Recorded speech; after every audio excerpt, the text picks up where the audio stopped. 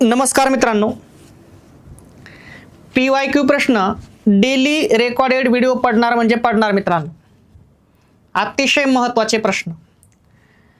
सगळ्यात इम्पॉर्टंट विषय असा आहे की कमी टाइम आणि प्रश्न जास्त सॉल्व करणार आहेत आपण मित्रांनो. ठीक आहे, वळूया आपल्या प्रश्नाकडे मित्रांनो. पहिला प्रश्न आहे मित्रांनो, उच्चार स्थान एकच असणाऱ्या स्वरांना काय म्हणतात? उच्चार स्थान एकच असणाऱ्या स्वरांना काय म्हणतात म्हणते. ठीक आहे, संयुक्त स्वर, दीर्घ स्वर, सजातीय स्वर, ऱ्हस्व स्वर. तर मित्रांनो एक लक्षात ठेवायचंय, ऑप्शन नंबर 3 बरोबर आहे. सजातीय स्वर. ज्या दोन स्वरांचे उच्चार स्थान समान असते त्यांना सजातीय स्वर म्हणतात आणि सजातीय स्वरांच्या जोड्या 3 आहेत मित्रांनो. ठीक आहे, अ आणि आ, ई आणि ई, उ आणि उ.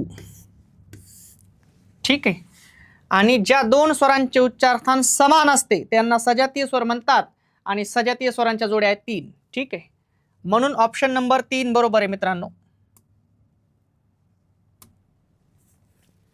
श्रीराम या शब्दात एकूण किती स्वर आहेत म्हणत्या?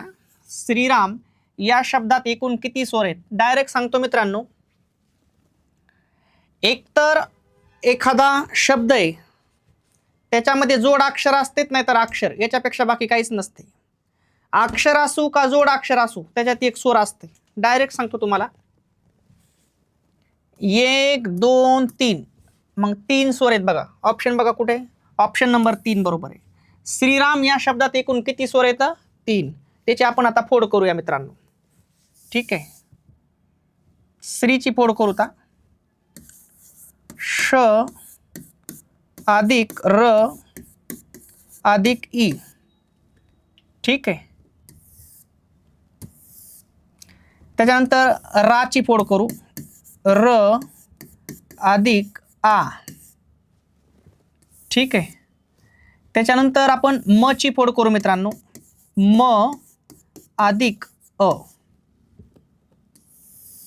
ठीक आहे, श्री मध्ये हे 3 वर्ण आहेत, रा मध्ये हे 2 वर्ण आहेत आणि म मध्ये हे 2 वर्ण आहेत. मित्रांनो लक्षात ठेवायचे, तुम्ही आपल्याला ओळखायला काय सांगितलंय? स्वर. मग श्री मध्ये आपल्याला ई स्वर सापडला, रा मध्ये आपल्याला आ स्वर सापडला आणि म मध्ये अ स्वर सापडला.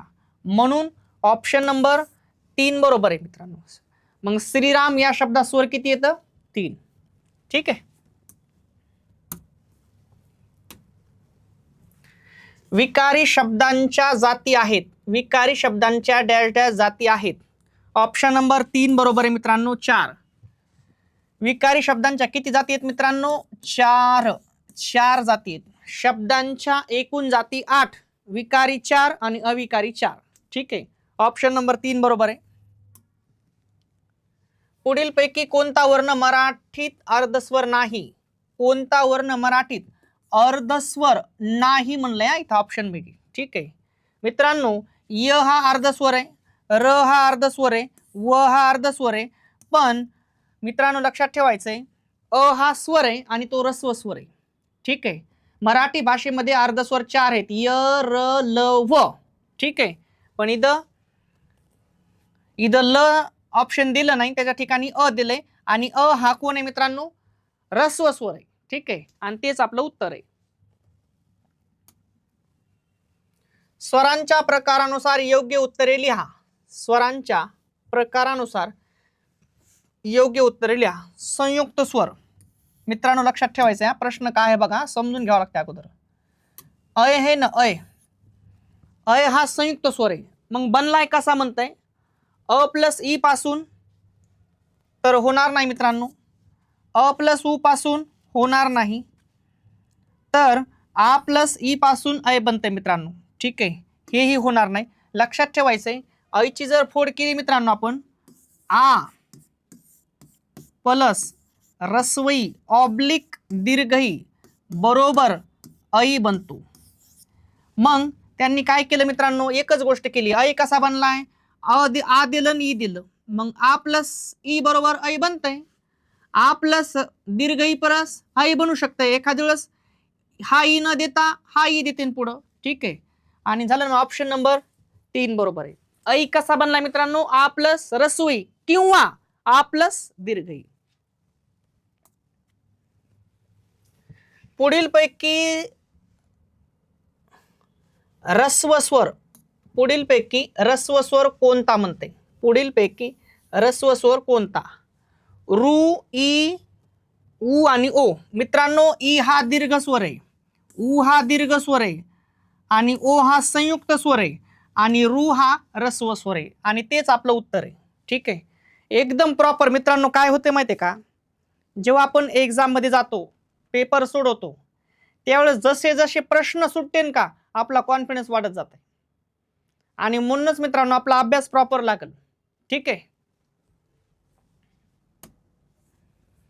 स्वरांचे प्रकार किती? स्वरांचे प्रकार किती म्हणत्या? स्वरांचे प्रकार किती? ठीक आहे. तर मित्रांनो ऑप्शन दिले 1 मध्ये 12, 2 मध्ये 7, 3 मध्ये 10 आणि 4 मध्ये 3. तर ऑप्शन नंबर 3 बरोबर आहे मित्रांनो. ठीक आहे. रस्व, दीर्घ, संयुक्त. ठीक आहे. खालीलपैकी कोणता वर्ण दुसऱ्या वर्णावर स्वार होतो? खालीलपैकी कोणता वर्ण दुसऱ्या वर्णावर काय होतो म्हणते? स्वार होतो. ठीक आहे. तर एकच लक्षात ठेवायचं मित्रांनो, हा अनुस्वार आहे ना, अनुस्वार. इकडे पहा, इथं हा अनुस्वार आहे आणि याच्या खाली कोणतरी आहे, अ दिलं आपण. मग अच्या वर स्वार कोण आहे? अ. म्हणजेच ऑप्शन नंबर 1 बरोबर आहे. अनुस्वार हा बघा ना कोणावर स्वार आहे? या अ वर स्वार आहे. ठीक आहे. स्वर आदी, मराठी भाषेत स्वर आदी 2 आहेत, अनुस्वार आणि विसर्ग. मग ज्यांच्या अगोदर स्वर येतो त्यांना स्वरादी म्हणतात आणि स्वरादीचा एक भाग आहे अनुस्वार. ठीक आहे. मग या अ वर स्वार कोण आहे? हा अनुस्वार आहे. ठीक आहे. म्हणून ऑप्शन नंबर 1 बरोबर आहे. अर्धा दंड असणारे पण अर्धी होऊ न शकणारी व्यंजने कोणती? ठीक आहे. मित्रांनो ऑप्शन नंबर 3 बरोबर आहे. याला दंड म्हणतात. हे दंड, हे बघा, हे अर्धा दंड आहे, हा दंड आहे. ठीक आहे. मग अर्धा दंड असणारी पण अर्धी होऊ न शकणारी व्यंजन कोणतं आहे मित्रांनो? द. ठीक आहे. याला दंडच नाही बघा, र ला. याला अर्धा दंड आहे आणि याला शेवटी स्वतंत्र दंड आहे. ठीक आहे. ळ हा वर्ण खालीलपैकी कोणत्या प्रकारातील आहे? ळ हा वर्ण खालीलपैकी कोणत्या प्रकारातील आहे? मूर्धन्य, ओष्ठ्य, कंपनीयुक्त, दंत तालव्य. ऑप्शन नंबर 1 बरोबर आहे मित्रांनो. ळ हा मूर्धन्य वर्ण आहे. ठीक आहे. म हे व्यंजन कोणत्या वर्गात येते? म हे व्यंजन कोणत्या वर्गात येते म्हणत्या? वर्गात विचारले. तर मित्रांनो ऑप्शन नंबर 4 बरोबर आहे, प वर्गामध्ये. फॉर एक्झाम्पल आपण पाहिलं प, फ, ब, भ आणि म. मग म हे व्यंजन कोणत्या वर्गात आले? प वर्गामध्ये आलेले. खालीलपैकी कोणते व्यंजन हे अर्धस्वर नाही? अर्धस्वर नाही म्हणलं या. ठीक आहे. य हे अर्धस्वर आहे, र अर्धस्वर आहे, व पण अर्धस्वर आहे, पण श हे अर्धस्वर नाही, ते उष्म आहे. ठीक आहे. कोण आहे ते? उष्मे. ठीक आहे. आणि म्हणून इथं ऑप्शन नंबर 1 बरोबर आहे. ठीक आहे. राष्ट्रपती या शब्दामध्ये एकूण किती व्यंजने आहेत? एकूण व्यंजने किती? ठीक आहे.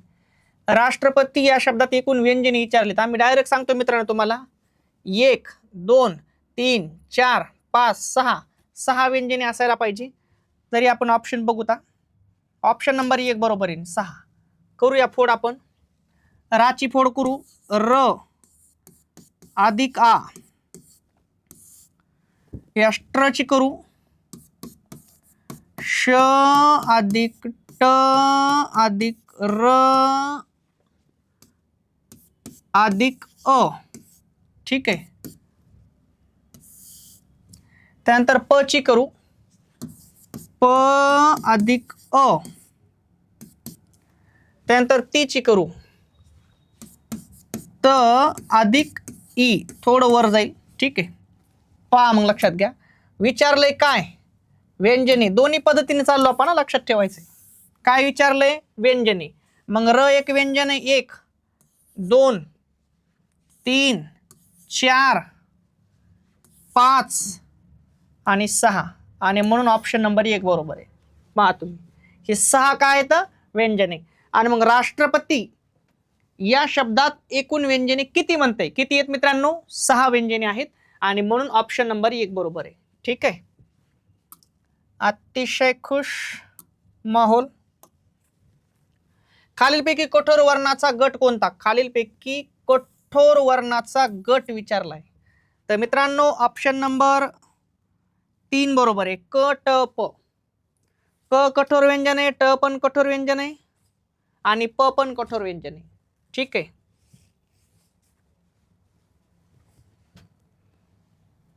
पहा लक्षात घ्या.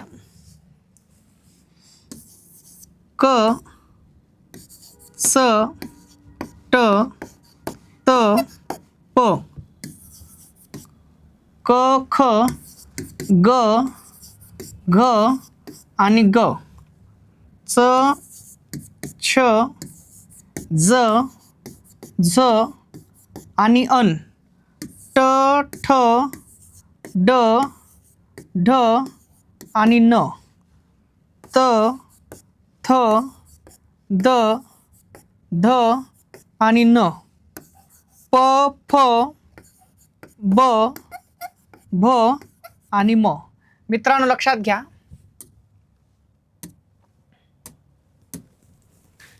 हे जे सुरुवातीचे 10 वर्ण आहेत हे कठोर आहेत. कसले येतं? कठोर.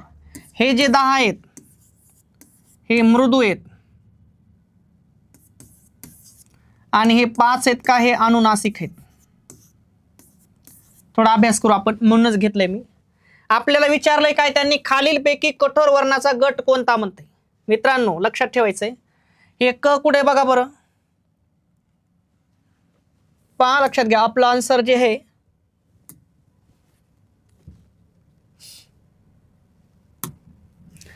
क कुठे याच्यात? हे बघा क. क कठोर व्यंजन आहे. ठीक आहे. ट कुठे आहे? हे बघा ट कठोर व्यंजन आहे. प कुठे आहे? हे बघा प कठोर व्यंजन आहे. या उलट आपण सगळ्यांचा अभ्यास जर केला मित्रांनो, तर जर तुम्ही पाहिलं, हे ग आहे बघा, ग. हे ग, हे इथं ग अनुनासिक आहे. हे न आहे, हे न अनुनासिक आहे. हे म आहे, हे पण अनुनासिक आहे. या उलट जर आपण ढ पाहिलं, ढ कुठे? ढ याच्यामध्ये ट ठ ड ढ. हे बघा, हे ढ. ढ हे मृदू, हे मृदू व्यंजन आहे. ध कुठे आहे? त थ द ध. हे बघा, हे ध. ध हे मृदू व्यंजन आहे. आणि परत भ आहे बघा, प फ ब भ. हे बघा, हे भ. भ हे कोण आहे? मृदू व्यंजन आहे. ठीक आहे. या उलट ग दिसायला बघा, ग कुठे? ग क ख ग. हे बघा, हे ग. ग कोण आहे? मृदू व्यंजन आहे. ज दिसायले च छ ज. ज कोण आहे? मृदू व्यंजन आहे. आणि ब दिसायले प फ ब. मग ब कोण आहे? मृदू व्यंजन आहे. सगळा अभ्यास झाला, आपल्याला जे पाहिजे ते भेटलं. हे कोण आहेत मित्रांनो? कठोर व्यंजने आहेत.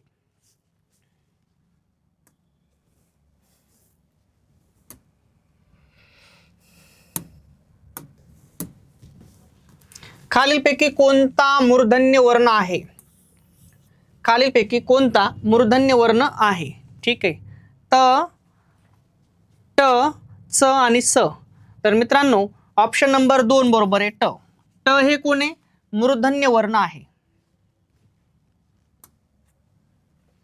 मूर्धन्य वर्णाचे खालीलपैकी कोणते उदाहरण आहे? मूर्धन्य वर्णाचं उदाहरण ओळखायचंय म्हणते. खालीलपैकी रु, त्यानंतर छ, त्यानंतर थ, त्यानंतर फ. ऑप्शन नंबर 1 बरोबर आहे, रु. त थ द ध न ल स ही 7 व्यंजने डॅश डॅश आहेत. ऑप्शन नंबर 2 दंत्यवर्ण आहेत ती. त थ द ध न ल स ही व्यंजने कसली येतं? दंत्यवर्ण आहेत मित्रांनो. एकाच व्यंजनात परत तेच व्यंजन मिळवले तर काय होते? ऑप्शन नंबर 1 द्वित्व होते. काय होते? द्वित्व व्यंजन होते. एकाच व्यंजनात तेच व्यंजन जर मिसळलं तर त्याला काय म्हणायचं? द्वित्व व्यंजन म्हणायचं. फॉर एक्झाम्पल तुम्हाला म्हणलं क,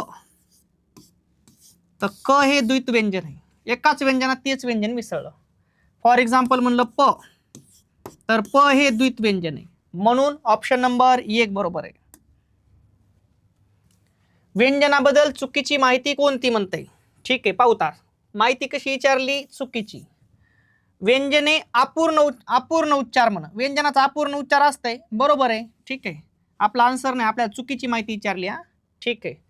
पाय मोडून लेख, मग त्याचा पाय मोडलेला पण असतंय, बरोबर आहे. ठीक आहे. उच्चारासाठी स्वरांची गरज नाही. ऑप्शन नंबर चुकीचं आहे, तेच आपलं उत्तर आहे. काय विचारलंय? व्यंजनाबद्दल चुकीची माहिती कोणती?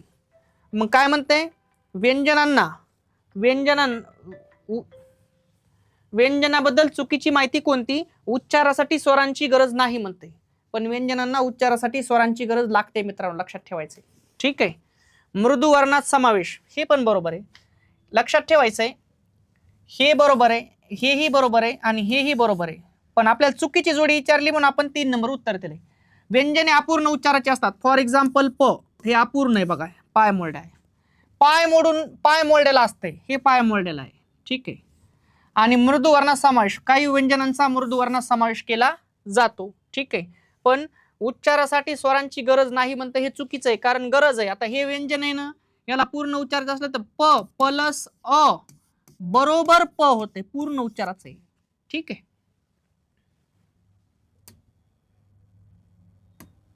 मित्रांनो, अतिशय महत्वाचे प्रश्न. ठीक आहे. डेली रेकॉर्डेड व्हिडिओ पडणार म्हणजे पडणार. मित्रांनो, चॅनलला लाईक, शेअर, सबस्क्राईबर करा, जेणेकरून नवीन नवीन व्हिडिओ तुमच्यापर्यंत पोहोचतील. येणाऱ्या 1 तारखेपासून पोलीस भरती, तलाठी, लिपी, ग्रामसेवक सगळ्या बॅच आपल्या ॲपला सुरू होणार आहेत आणि एकदम प्रॉपर सगळे विषय पण होतील मित्रांनो. ठीक आहे. आणि म्हणून मित्रांनो थांबतो. जय हिंद, जय महाराष्ट्र.